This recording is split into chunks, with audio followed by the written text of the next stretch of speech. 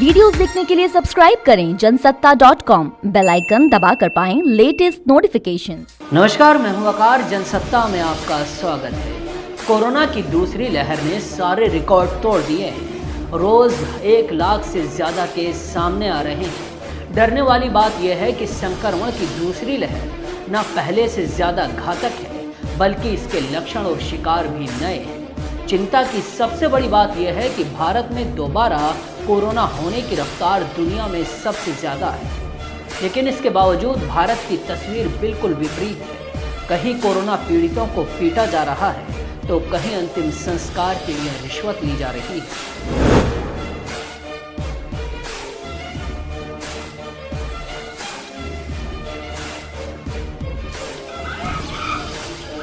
MP के खंडवा जिले में पुलिस का बर्बर चेहरा दिखाई दिया। कोरोना पॉजिटिव को देखने गई पुलिस की परिवार से झड़प हो गई और पुलिस ने परिवार को कितना पीटा है आप खुद देख लीजिए।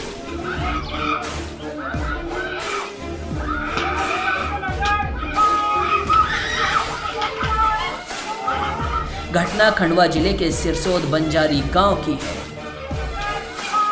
वीडियो में परिवार के लोगों की पुलिस बेरहमी से पिटाई कर रही है। सियासी बवंडर मचने के बाद एसपी ने सफाई दी है कि पुलिस मेडिकल टीम के साथ मरीज को देखने गई थी, लेकिन परिवार ने पहले मारपीट शुरू की, जिसके बाद पुलिस को एक्शन लेना पड़ा।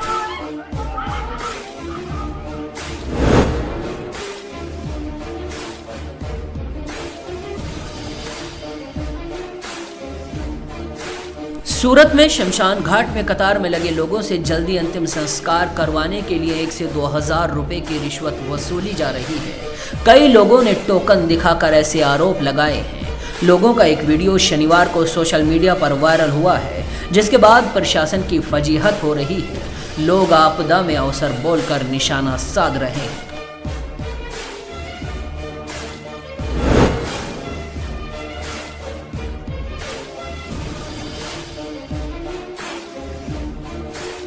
उत्तर प्रदेश की राजधानी लखनऊ और उसके आसपास के जिलों में कोरोना की वजह से हो रही मौतों के बाद दाह संस्कार के लिए बड़ी संख्या में शव शमशान घाट पहुंच रहे हैं। इसकी वजह से लोगों को अपनी बारी के लिए लंबी लाइन लगानी पड़ रही है।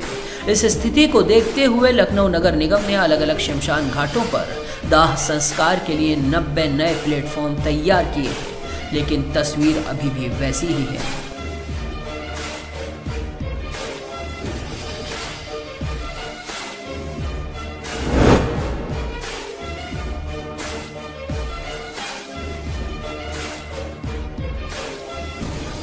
राजधानी लखनऊ में महामारी का कहर ऐसा है कि रविवार को अस्पताल का निरीक्षण करने गए जिलाधिकारी भी डॉक्टरों से बातचीत के दौरान कह पड़े कि लोग अब सड़कों पर मर रहे हैं। जिलाधिकारी का एक वीडियो सामने आया है।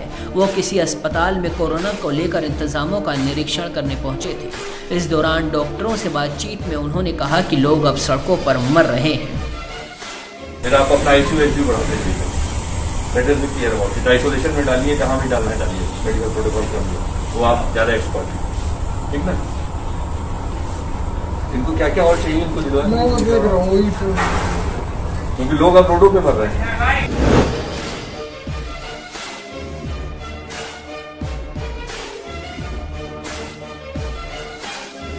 रांची में कोरोना ने सारे रिकॉर्ड तोड़ दिए हैं। रविवार को रिकॉर्ड 60 शवों का अंतिम संस्कार किया गया। मृतकों की संख्या इतनी ज्यादा थी कि मुक्तिधाम में चिता जलाने की जगह कम पड़ गई। लोगों ने घंटों इंतजार किया, फिर भी जगह नहीं मिली तो लोग खुले में ही चिता सजाकर शव जलाने लगे।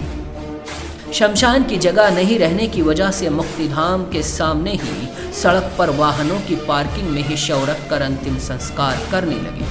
हालात ऐसे हो गए कि लोग अपनी बारी के इंतजार में घंटों खड़े रहे।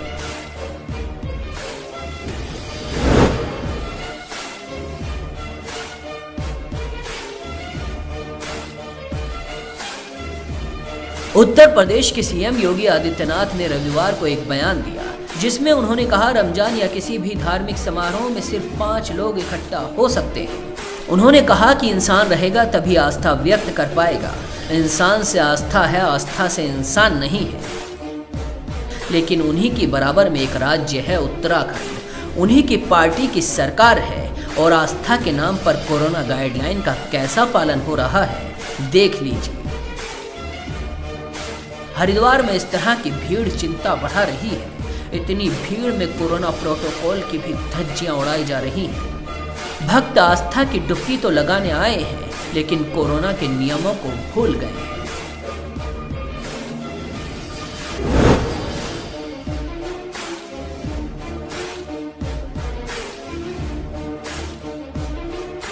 पश्चिम बंगाल विधानसभा चुनाव के 5वें चरण के प्रचार के लिए रविवार को केंद्रीय गृह मंत्री अमित शाह ने राज्य में कई जिलों में रोड शो और रैलियां की। रैलियों में भीड़ का सैलाब दिखाई दिया। भीड़ को देखकर ऐसा लग रहा था जैसे हमारे देश में कोरोना नाम की कोई महामारी आई ही नहीं है। ठीक अमित शाह की रैली की तरह ममता बनर्जी की रैली में भी भीड़ दिखाई दी।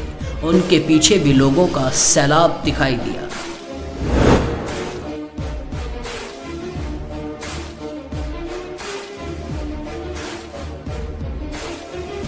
रिकॉर्ड तोड़ते कोरोना के बीच शिवराज सिंह चौहान उपचुनाव में रैलियां कर रहे थे। एक तरफ एमपी के कई जिलों में लॉकडाउन लगाया गया है, लेकिन दामोह में उपचुनाव की वजह से कोई लॉकडाउन नहीं लगाया गया और मुख्यमंत्री कोरोना के बढ़ते केसों के बावजूद रैलियों में खुद उतर आए हैं। अब शिवराज की रैलियों को लेकर सियासत गर्मा गई है।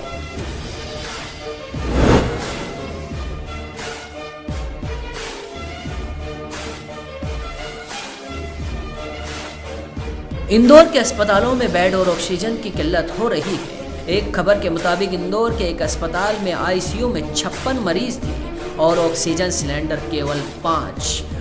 उसी तरह खजराना के एक अस्पताल में बिस्तरों की कमी के कारण मरीजों को शिफ्ट करने के लिए बोल दिया गया, यानी उनके परिजनों से कह दिया गया कि हमारे पास बिस्तर नहीं है, आप अपने पेशेंट को कहीं और ले जा सकते हैं।